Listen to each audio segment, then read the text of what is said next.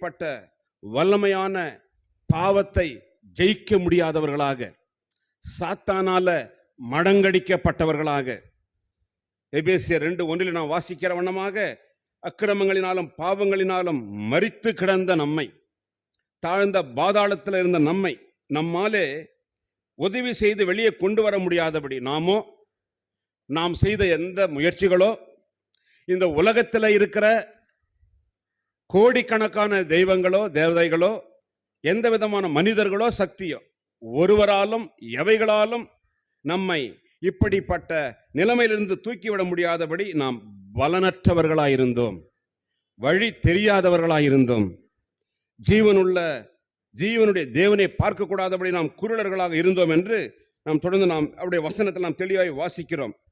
ஆகவே தான் இது நிமித்தமாக நாம் இழிவானவர்களாக 28 வாசித்தோம். இந்த உலகத்தில்